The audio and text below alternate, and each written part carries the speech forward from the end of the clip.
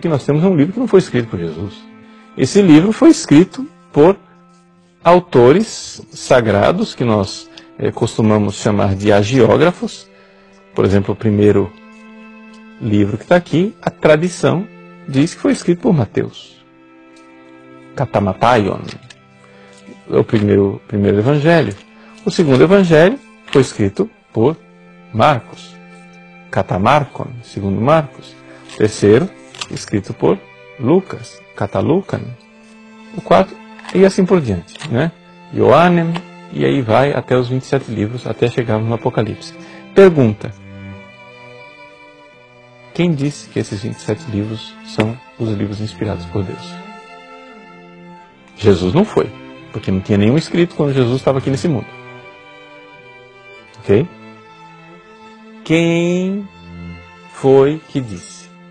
Ah, não, isso foi uma inspiração divina, não foi nenhuma autoridade humana quem definiu esses 27 livros. Essa é a resposta que os protestantes dão. Não foi nenhuma autoridade humana, foi a inspiração divina.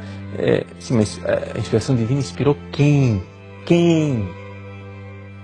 As pedras, as flores do campo, as árvores, os chimpanzés da África. A inspiração divina inspirou quem? Ah, foi uma unanimidade. Não é a verdade histórica.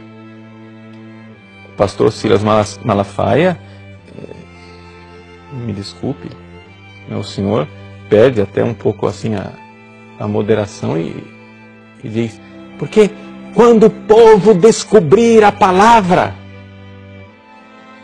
Bom, o povo tem acesso à palavra. As Bíblias estão aí nas bibliotecas, nas livrarias, quase toda casa tem uma Bíblia. O povo não precisa descobrir a Bíblia. O que o povo precisaria descobrir é a história da Bíblia, e é isso que está escondido do povo. O que o povo precisa descobrir é que a Bíblia não caiu do céu de paraquedas.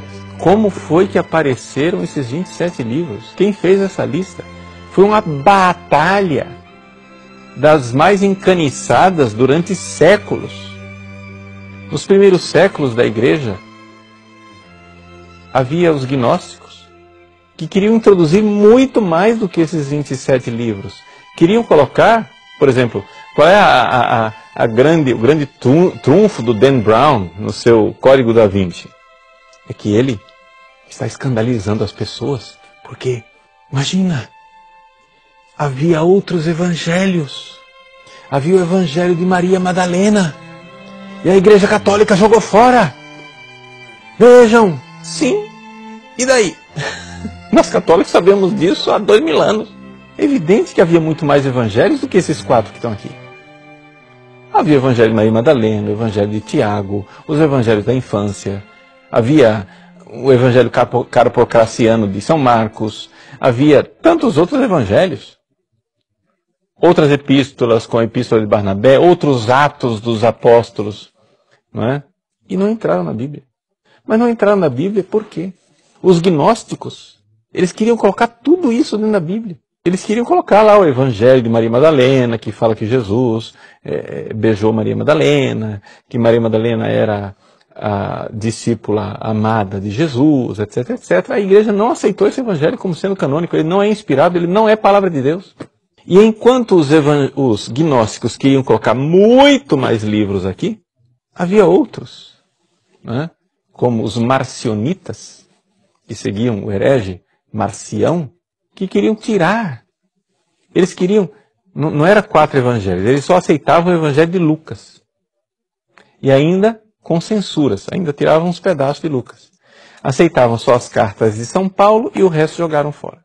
Antes que a Bíblia existisse, havia a tradição. Por exemplo, o próprio São Paulo, vamos pegar aqui uma Bíblia em português para facilitar a nossa vida, não é? São Paulo, vamos pegar a carta de São Paulo aos Coríntios, que, segundo os estudos exegéticos mais recentes, não é? Foi escrita mais ou menos no ano de 52 depois de Cristo. 52 depois de Cristo, vamos fazer as contas, estamos falando aí de 20 anos depois que Jesus, 19, mas 20 anos para arredondar, 20 anos depois que Jesus tinha morrido, ressuscitado e subido aos céus. 20 anos depois, nós temos a primeira atestação da ressurreição de Jesus colocada por escrito, 20 anos depois. Então, olha lá, primeira carta de São Paulo aos Coríntios, capítulo 15. Ele diz assim: irmãos, quero lembrar-vos o evangelho que vos anunciei e que recebestes, no qual estáis firmes. Pois nele sois salvos, se os estáis guardando, tal qual ele vos foi anunciado. A menos que tenhais abraçado a fé em vão. De fato, eu vos transmiti, antes de tudo, o que eu mesmo tinha recebido.